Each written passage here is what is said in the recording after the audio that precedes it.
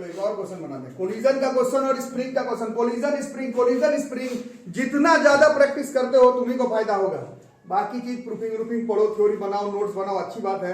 Collision spring और law of conservation of energy को खा लो, तुमको फायदा होगा। तो उस दिन कुछ 3 क्वेश्चन शायद किए थे कोलिजन का, नहीं? कोलिजन का एक्चुअली में तीसरा क्लास चल रहा है। एक क्लास में से कोलिजन पढ़े, एक में से उसका क्वेश्चन अप्रोच किए। ऐसा 11-12 में बहुत कम बार होगा कि कोई एक टॉपिक को लेकर के टीचर 3-3, 4-4 दिन रह जा रहा है। जैसे प्रोजेक्टाइल मोशन में लगा था 3-4 दिन, ग्राफिकल रिप्रेजेंटेशन ऑफ मोशन में 3-4 दिन, है ना। अच्छा, टीचर बोले तब इंपॉर्टेंट नहीं, तुमको खुद से आइडिया लगना चाहिए कौन ज्यादा चीज इंपॉर्टेंट। टीचर बोलेगा इंपॉर्टेंट है, ऐसा तो 6-7 क्लास में होता है। पार्टिकल ए है, मास m है, इनिशियल वेलोसिटी v है, कोलाइड कर रहा है एक और पार्टिकल b के साथ जिसका मास कितना है m/2, लेकिन वो किस में है? वो बॉडी रेस्ट में है। कोलिजन हेड ऑन है, ऐसे सर से सर टकरा गया, मतलब 1D में है, 2 डायमेंशन में नहीं जाने का। And elastic, the ratio of de Broglie wavelength. De Broglie wavelength chemistry में आप लोग पढ़े हैं। डी ब्रोगली वेवलेंथ लैम्डा बराबर क्या होता है, क्या बताते हैं? h/mv होता है। अब ऐसा नहीं कि पूरा डी ब्रोगली वेवलेंथ का काम है, उसका काम नहीं है। Ratio of de Broglie wavelength after collision lambda a by lambda b का वैल्यू तुम्हें बताना है कितना होगा? 1/2, 1/3, 2/1, 2/3। सॉल्व करके देखो। हाँ, तो कैसे अप्रोच हो रहा है भाई? तो पार्टिकल a है, मास m है, इनिशियल वेलोसिटी क्या है? किसके साथ कोलाइड किया? m/2 के साथ। ये पहले किसमें है? ये रेस्ट पे है, ठीक है। अब दोनों कोलाइड करके ऐसे हेड ऑन, क्वेश्चन में लिखा हुआ हेड ऑन है, मतलब ये आपको 1D में लेना है। एंगल वेंगल बना के इधर उधर नहीं कर देना ऑब्जेक्ट, लिखा हुआ है क्वेश्चन में, इधर उधर नहीं करने का। इस ब्लॉक का नाम A था शायद, इसका नाम B था। तो अब टकरा करके कोई कहीं गया, मोस्ट प्रोबेबली हेड ऑन है तो ऐसे ऐसे गया होगा, बट A B मानते हैं। m/2 है ना, ठीक है। इसका कुछ इन्हीं दोनों का डी ब्रोगली वेवलेंथ तक का निकालना है, नहीं? इसका नाम कुछ मान लेते हैं VA और VB। तो पहले कहां से स्टार्ट होगा? पहले, ठीक है। इलास्टिक कोलिजन है भी, नहीं भी होता तो कम से कम law of conservation of momentum तो लगाना ही था। ये तो बिना सोचे लगाना, उसके बाद सोचना है क्या करना। By law of conservation of momentum. ऊपर से 1D का है तो थोड़ा आराम से प्रेम से बना भी सकते हैं इसको। कैसे होगा? mv प्लस 0 m1 जो भी मिला माने, मैं mva लिखा हूं, प्लस m/2 vb। अब mm कट गया तो v बराबर va प्लस vb/2। इसको हाथ में रखते हैं। इसके बाद क्या करेंगे? हाँ, या तो तुम अगर कोफिशिएंट ऑफ रेस्टिट्यूशन जानते हो तो कोफिशिएंट ऑफ रेस्टिट्यूशन लगाओ, नहीं जानते हो तो मतलब नहीं जानते वाली बात नहीं है। टेस्ट में जेई में उतना चीज याद नहीं रहता है तो इलास्टिक है तो law of conservation of momentum के बाद law of conservation of energy लगा दो। वैसे कोफिशिएंट ऑफ रेस्टिट्यूशन याद है तो और बढ़िया बात है। तो according to definition of law नहीं क्या ऑफ रेस्टिट्यूशन, ई सीधा लिखते हैं। According to definition of e, elastic collision में 1 होता है, नहीं? और ये क्या होता है? Velocity of separation, this is VB minus by velocity of approach V minus 0, तो ये V ही रहेगा। तो V इज इक्वल टू रहेगा भैया VB माइनस VA, यही ना। अब हमें निकालना क्या है एक्चुअली में? V और VB का रेशियो। तो V निकाले, चाहे दोनों का LHS को इक्वेट कर देते हैं। दोनों में LHS में V है तो RHS में VA प्लस VB/2 बराबर VB माइनस VA। इधर उधर करो, कितना हो गया? 2VA बराबर 3 की 5, 3VB, यही ना?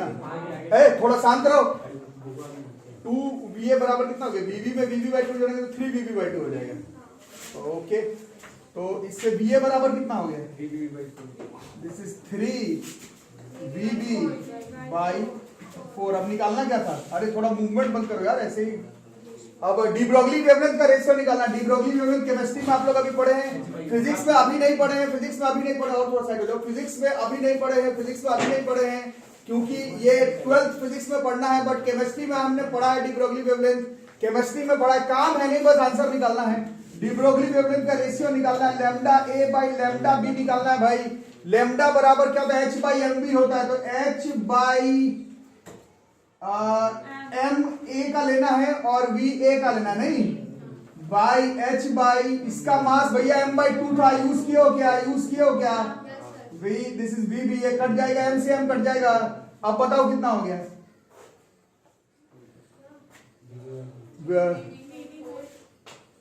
ये कहाँ आएगा, ये सबसे ऊपर, मतलब वी बी बाई 2 सबसे ऊपर, और इधर आएगा बी ए नहीं,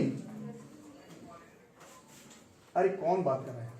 अब बी ए के जगह पर वैल्यू पुट करते हैं, वीबी के जगह वीबी 2 इंटू वी ए के जगह पर, वी ए के जगह पर था 3 वीबी बाई 4, तो ये वीबी से वीबी कट गया और 2 बार में कट गया, दिस बिकम्स 2 बाई 3, तो आंसर तो 2 बाई 3 आ रहा है। कोई गलती हो गया क्या कहीं, वहां पे देखिए तो 2 ही आ रहा है, यहाँ शायद कैलकुलेशन में कुछ मिस्टेक हो गई, यहाँ पर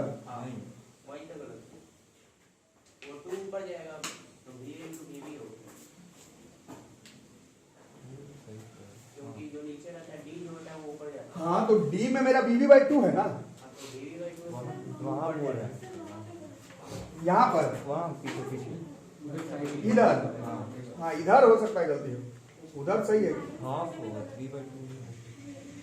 वीए में वीए जोड़े तो 2 वीए हुआ है, ठीक तो है, हाँ सॉरी यहाँ गलती है, वहां सही था, यहाँ नहीं, यहाँ गलती है, बीए में बीए जोड़े 2 वी आया और बीबी में बी बाई 2 घटाए तो बीबी बाई 2 आएगा। अब ये ठीक है, ये बीबी बाई 2 ही ऊपर आता है ना, बीबी बाई 2 और नीचे क्या बचता बी है ना, बस सही हुआ। अब क्या करें, बीबी के जगह बीबी और बीए के जगह पर क्या हो जाएगा, बीए के जगह पर 3 बीबी बाई 4, ओ ये वाला मिटाना था ना, ये बता भी ले रहे हो बार बार गलती, फिर वही आ जाएगा, बीए के जगह पर बीबी बाई 2 था, बीए के जगह पर बीबी बाई 2, मैं गजब कर दियो, बीबी ठीक है ना, बाई 2 इंटू बीए के जगह पर क्या करना है, बीए के जगह पर बीबी बाई 4, तो कितना हो गया 2:1, ये 2 बना रहा है, ठीक है। आप लोग मुझे पूछ लो, खुद से ही बना लिए थे, ये जेईई मेंस 2018 का क्वेश्चन था, this is question JEE Mains 2018, और जो लोग रेगुलर क्लास कर रहे हैं आएगा ही, स्प्रिंग का क्वेश्चन और कोलिजन का क्वेश्चन आएगा, मेंस एडवांस नीट तीनों तरह के एग्जाम में आएगा, स्कूल एग्जाम में प्रूफिंग आएगा कोएफिशिएंट ऑफ रेस्टिट्यूशन का, ठीक है, स्प्रिंग और कोलिजन का क्वेश्चन आएगा। मेरा थोड़ा गलत बन सकता है क्योंकि दिमाग थोड़ा आज वोटिंग पे है, लेकिन आप लोग को सही सही बनाना, जो लोग क्लास किए रेगुलर बनेगा, एकदम 100% बनेगा।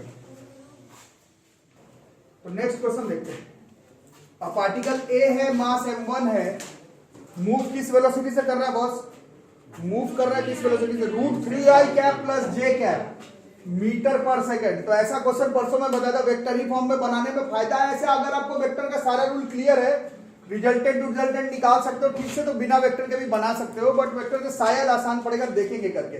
कोलाइड कर रहा अनदर पार्टिकल बी के साथ, जिसका मास कितना है m2, जो कि पहले किस पे है, रेस्ट पे, अब टकरा गया, कहीं पर लिखा हुआ नहीं कि इलास्टिक कोलिजन है, मतलब एंगल, कहीं पर ये भी नहीं लिखा हुआ कि ये 1D का है, एंगल वगैरह भी बना सकता है।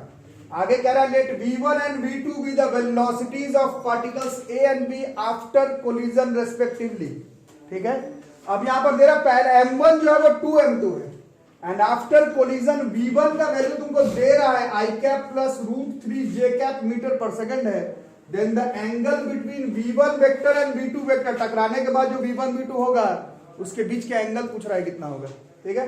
और अभी मैं बताता हूं क्वेश्चन शायद नॉन मैथ्स वालों को दिक्कत हो जाए, इसीलिए नहीं क्योंकि वेक्टर का काम है, इसीलिए क्योंकि ऑप्शन वगैरह आप देख रहे हैं तो 15 डिग्री का भी हो सकता है आंसर आए, 105 का भी आंसर आए। ये मैथ्स वाले तो ट्रिग्नोमेट्री में इसका वैल्यू जानते हैं, 15 का 105 का कितना होता है, नॉन मैथ्स वाले को शायद इसका वैल्यू पता नहीं है, तो पहले सॉल्व कर लो, पहले एंगल निकाल लो, फिर देखा जाएगा वो किसका एंगल है। अगर 60 आ जाए, -45 आ जाए तब तो करिए लेंगे, 15 105 अगर इसका आंसर हो रहा है तो नॉन मैथ्स वालों को शायद वैल्यू इसका नहीं पता होगा, तो डिराइव करके या फिर एक बार याद करके देखना पड़ेगा। तो वो लास्ट स्टेप में पहले सॉल्व तो करके देखो, ठीक है। तो कौन सा कोलिजन मालूम ही नहीं, कौन सा कोलिजन मालूम ही नहीं है, तो जो सेफ अप्रोच है वहां से बनाते हैं। क्या है सेफ अप्रोच, लॉ ऑफ, यही सेफ है।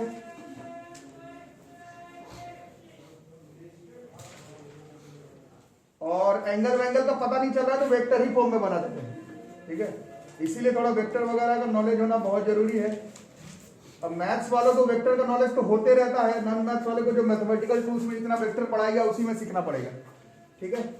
चलो तो क्या कहता है, m1u1 प्लस m2u2 बराबर m1v1 प्लस m2v2। चलो तो m1 का नाम शायद m1 ही है, u1 का नाम है √3i cap plus j cap. Metre पर सेकंड क्वेश्चन के बीच में लगाने की जरूरत है। हाँ ये तो गया, ये 0 हो गया, ये रेस्ट पे है तो यहाँ थोड़ा आसान है, नहीं तो क्वेश्चन थोड़ा दिक्कत हो सकता है। पहले m1 लिखते हैं, v1 दिया हुआ है प्लस, हाँ नहीं वैसा नहीं करते, पहले अभी m2 लिखते हैं, बाद में देखा जाएगा। और v2 वेक्टर का भी पता लगाना, ठीक है। ओके तो यहाँ से m1 वाले भी एक तरफ पहले कर दो, है ना। वेक्टर का माइनस प्लस आप लोग को सिखाया गया है किस तरह से होगा, थोड़ा समझदारी से करना पड़ेगा, है ना। इसमें से ये माइनस करेंगे,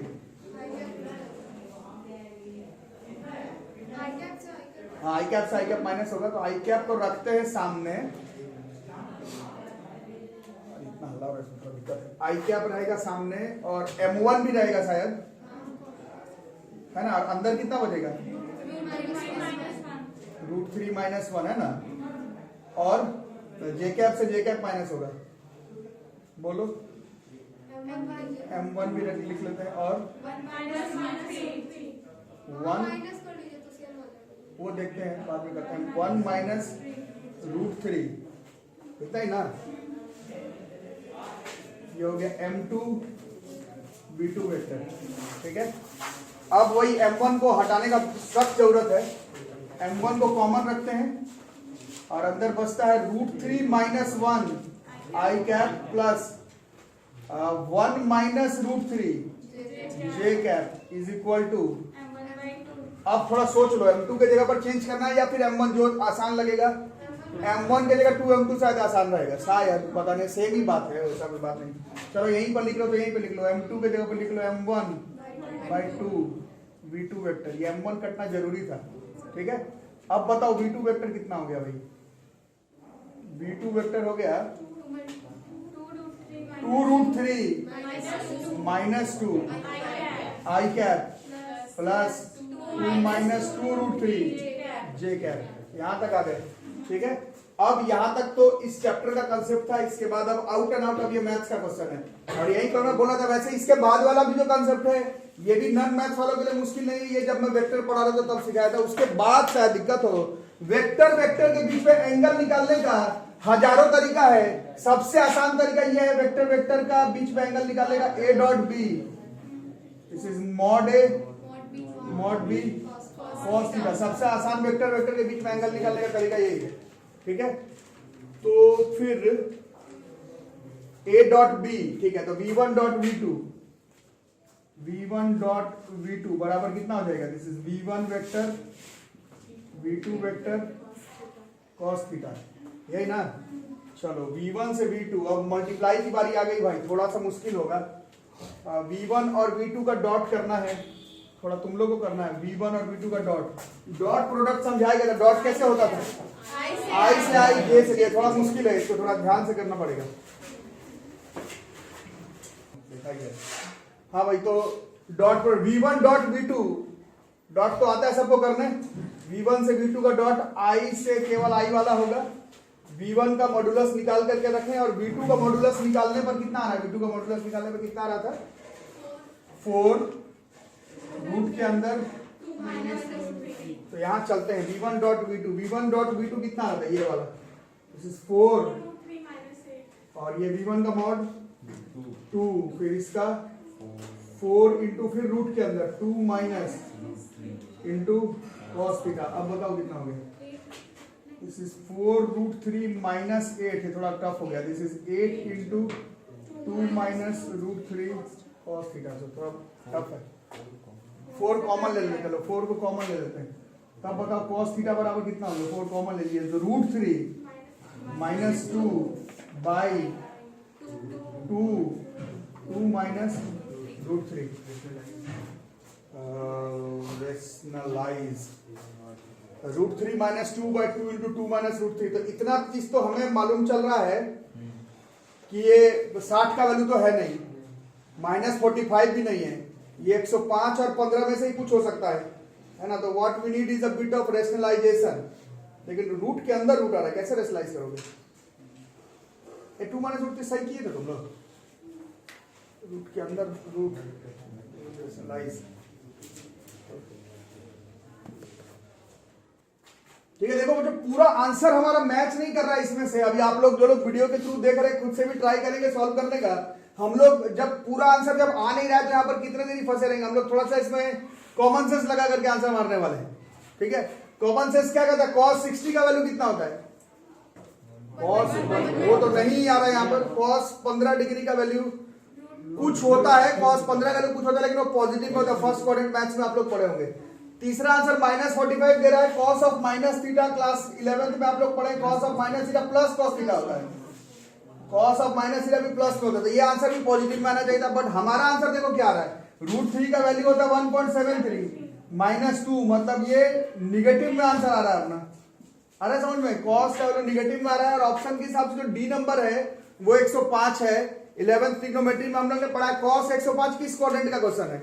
सेकंड क्वाड्रेंट में। ऐड शुगर, cos का वैल्यू निगेटिव होता है। जैसे अब सॉल्व मैथमेटिकली नहीं हो पा रहा है, मैथमेटिकली सॉल्व नहीं हो रहा है, तो इस हिसाब से हम लोग ऐसा सोचेंगे कि cos का वैल्यू निगेटिव ऑप्शन के हिसाब से सिर्फ डी में आ रहा है। वैसे कुछ मैथमेटिकल पेज लग रहा है, घर पर आप भी बनाएंगे, खुद से भी एक बार ट्राई करके देखिएगा। बट जेईई के एग्जाम में कितने देरी बैठे रहोगे, थोड़ा सोचो। जैसे इन तीनों का वैल्यू पॉजिटिव आना चाहिए, आंसर निगेटिव आ रहा है, cos 105 का वैल्यू निगेटिव होता है। उस हिसाब से हम लोग 105 डिग्री पर ही इसका आंसर मार देंगे। ये भी जेईई मेंस 2020 का ही क्वेश्चन है। This is the question that is asked in JEE Mains 2020। तो हम लोग एग्जैक्ट आंसर तो नहीं निकाल पाए, ऑप्शन में से निकालिए। एग्जैक्ट आंसर घर पर आप लोग भी सॉल्व करेंगे, क्योंकि मैं भी सॉल्व करके देखूंगा। अभी के लिए फिलहाल लिख लो। चलो बाबा ये बनाओ तो जरा। कुछ क्वेश्चन देख रहे हो, कोलिजन का कुछ क्वेश्चन मैथमेटिकली झमेला होने के वजह से हम लोग फंस जा रहे हैं। बट ऐसे कॉन्सेप्ट मेरे ख्याल से एक आप लोग को छोड़कर जिनका क्लास रेगुलर नहीं किया हुआ, कोलिजन का क्वेश्चन तो पकड़ में आ रहा होगा। अब क्या कह रहा है? पार्टिकल का मास कितना दे रहा है? m, मूविंग किस डायरेक्शन में? x direction. स्पीड कितना दे रहा है? 2v। इसको हिट किया another particle of mass 2m, यहीं से शुरू हुआ था ये कोलिजन का क्वेश्चन। y डायरेक्शन में जा रहा था with speed v। Collision is perfectly inelastic लिखा हुआ है। इनइलास्टिक कोलिजन में दोनों पार्टिकल चिपक जाता है, दोनों का फाइनल वेलोसिटी सेम हो जाता है। लेकिन वन डायमेंशन में ऐसा कहीं नहीं लिखा हुआ है, होगा भी नहीं वन डायमेंशन में, क्योंकि एक x से आ रहा था, एक y से आ रहा था। 1D में तो होना ही नहीं है। आपको बताना loss in energy during the collision is close to loss, हाँ परसेंटेज लॉस, हाँ the percentage loss in energy. परसों हम लोग गलती बना रहे थे परसेंटेज लॉस पूरे सिस्टम का। इस क्वेश्चन में एक्चुअली में पूरे सिस्टम का ही निकालना है, किसी एक बॉडी का नहीं, पूरे सिस्टम का। चलो बनाओ तो जरा, बनाया जाएगी, फटाफट हो जाना चाहिए। क्या क्या है, दिमाग स्थिर करके बनाना पड़ेगा। ये मास m है, ये किस डायरेक्शन में जा रहा है? x एक्सिस में। किस स्पीड से? 2v से। इधर आ रहा है x एक्सिस पर, किसके साथ टकराया? एक और पार्टिकल के साथ। ये ऐसे जा रहा है ऊपर की तरफ, किस स्पीड से? ये सब ध्यान से बनाना भी, इसका मास बड़ा है नहीं। ये किस तरफ जा रहा है? y एक्सिस की तरफ। तो ये x एक्सिस की तरफ जा रहा था, ये y एक्सिस, दोनों टकराएगा। फिर क्या हुआ? दोनों के साथ परफेक्टली इलास्टिक, मतलब दोनों चिपक गया। इसको थोड़ा थोड़ा जगह लेकर के बनाएंगे। यहाँ m, बात मत करो, बात मत करो, बात मत करो। स्पीड है 2v, इसका है 2m। इसका स्पीड कितना था? v था। और ये यहां पर जाके टकराया। ये उस दिन किए थे हम लोग। दोनों जो है वो कहां चला जाएगा? कहीं जाएगा, मेरे को नहीं पता कहां जाएगा, लेकिन दोनों इनइलास्टिक कोलिजन है, मतलब दोनों चिपक जाएगा। चिपकेगा तो मास जो है बस वो 3m हो जाएगा, और इसका वेलोसिटी कुछ हो जाएगा, मेरे को पता नहीं कितना हो जाएगा। v फाइनल या कैपिटल v लिखते हो, लिखे थे पहले, है ना। ये कहां जाएगा मेरे को पता नहीं है। यहाँ पर एंगल रखेंगे थीटा, और ये बताएगा था आपको कैसे होता है। Angle arrow, angle arrow, angle arrow के साथ वाला, इसका मोमेंटम कितना हुआ? 3mv। 3m को रिजॉल्व मत कर देना, मास को थोड़ी रिजॉल्व करना है, मोमेंटम को रिजॉल्व करना है। 3mv को रिजॉल्व करोगे एंगल एरो के साथ, 3mv cos थीटा, ऊपर की तरफ होगा 3mv sin थीटा। तुम चाहो तो वेलोसिटी को भी रिजॉल्व कर सकते हो, बट बात बनेगा नहीं, ठीक है। अब इसमें कौन सा लॉ लगाएंगे? बाय लॉ ऑफ एनर्जी वैसे में भी लग नहीं सकता, इनइलास्टिक कोलिजन है ये। अब मोमेंटम कैसा है, वेक्टर क्वांटिटी है। वेक्टर को कंजर्व कैसे करते हैं, एक्स एक्सिस में अलग से करना पड़ेगा, वाई पर अलग से करना पड़ेगा। ये सब बनाओ, ये सब बनाओ, ये सब बनाओ, पहले एक्स एक्सिस में कंजर्व करो। चलो भाई पहले एक्स एक्सिस में कंजर्व करो, पहले एक्स एक्सिस में बताओ यार कितना है, कितने से आ रहा था m2v, और जा कितने से रहा है 3m capital V cos theta. m से m कैंसिल हो जाएगा बॉस, ठीक है। तो इससे capital V cos theta 2v/3। अब यही law of conservation of momentum y axis पे लगाओ, y एक्सिस पे लगाओ और बताओ कितना 2mv बराबर 3m capital V sine theta. यहीं से चैप्टर स्टार्ट होता है, ये चैप्टर नहीं है टॉपिक। तो यहां से कैपिटल V साइन थीटा बराबर हो जाएगा 2v/3। जल्दी जल्दी लिखो, नाटक नहीं नाटक नहीं नाटक नहीं, इधर आ जाएगा सर लिखने पर, ठीक है। तो अब स्क्वायरिंग एंड एडिंग कर देते हैं। Squaring and adding equation 1 and equation 2, squaring and adding equation 1 and equation 2, बताओ कितना होगा, v square cos square theta plus sin square theta, this is 1, कितना जाएगा, this is 4v square plus फिर 4v square. तो कैपिटल V का square है, ये कैपिटल V का स्क्वायर है 8v स्क्वायर बाई, तो कैपिटल V बराबर कितना होगा 2√2v/3, ठीक है। यहां तक पहुंच गए। अब क्या निकालना है, परसेंटेज लॉस है भैया, परसेंटेज लॉस है, परसेंटेज लॉस है, परसेंटेज लॉस है। तो अब थोड़ा वीडियो को नीचे करोगे क्या, थोड़ा नीचे करो, थोड़ा नीचे करो। 2√2/3 सही है ना, फिर पता चला पूरा बनाने बाद में गलत है ना। अब लॉस इन एनर्जी पहले निकाल लेते हैं, लॉस इन एनर्जी निकालते हैं, लॉस इन काइनेटिक एनर्जी निकालते हैं। ज्यादा किसका होगा, हाँ इनिशियल ज्यादा कितना होगा, हाफ m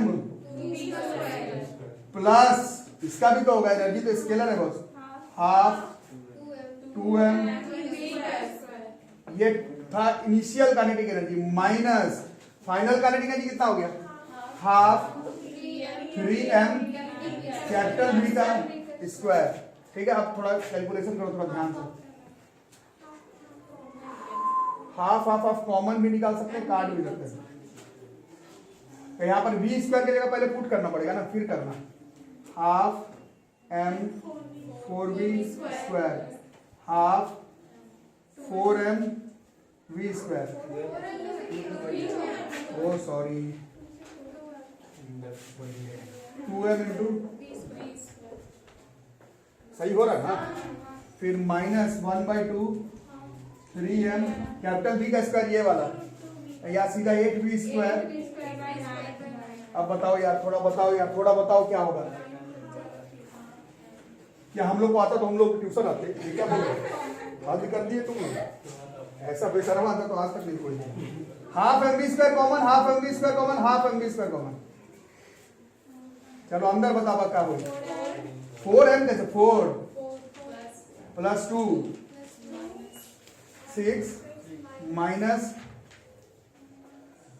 इससे ये 3 बार में कट जाता है वैसे, 8/, सही हो रहा ना, गलत मत करवा दियो। अब बताओ कितना होगा, this is half m v square into m/3, ये लॉस इन एनर्जी हुआ। निकालना क्या था, परसेंटेज लॉस। परसेंटेज लॉस कैसे निकालोगे, ये लॉस था half mv square 10/3 by initial कितना था, नहीं ये दोनों मिला के वाला जो था कितना कितना आता है, 2mv square plus mv square 3mv square, है ना, गाली करो तो नहीं, इंटू 100। अब काटो, mv स्क्वायर से mv स्क्वायर कट गया। अब बताओ ये 5 से कट गया, अब बताओ कितना हो गया, 500/9 हो गया। 500/9 लगभग कितना परसेंटेज होता होगा, 56, है ना। 500/9 55 पॉइंट कुछ होगा, this is 56%, this is percentage of energy loss in the energy during the collision. तो ये 2017 का क्वेश्चन है, और जो लोग रेगुलर क्लास कर रहे लोग देखो कि मेंस के एग्जाम में, एडवांस के एग्जाम में और नीट के एग्जाम में वर्क एनर्जी पावर से कोलिजन स्प्रिंग एकदम आना है, एकदम तो उसको ध्यान से बना रहे हैं। कुछ क्वेश्चन में थोड़ा कैलकुलेशन टफ हो जा रहा है, जिसके वजह से कुछ क्वेश्चन में फंस जरूर जा रहे हैं, बट कैलकुलेशन टफ होना और क्वेश्चन टफ होने में अंतर होता है ना। पिछला वाले में एंगल का थोड़ा झोल झमेला हो रहा था इस वजह से, बाकी क्वेश्चन एकदम आराम से कोलिजन का बन जाता है। जिनका स्कूल एग्जामिनेशन सामने है, सबसे ज्यादा प्रूफ दैट भी इसी चैप्टर में है। 9th क्लास में भी आ रहा था, हाफ एमवी स्क्वायर का प्रूफिंग अभी भी आएगा। वर्क एनर्जी थ्योरम का प्रूफिंग 9th में था, अभी है। एनर्जी स्टोर्ड इन स्प्रिंग का proofing, law of conservation of energy का प्रूफिंग, दो ग्राफ, बॉल ऊपर नीचे होने वाला, स्प्रिंग ऊपर नीचे आगे पीछे होने वाला। उसके बाद कोलिजन का प्रूफिंग, कोएफिशिएंट ऑफ रेस्टिट्यूशन का प्रूफिंग। स्कूल एग्जामिनेशन के लिए भी वर्क एनर्जी पावर जो है वो सबसे ज्यादा नंबर कंटेन करता है।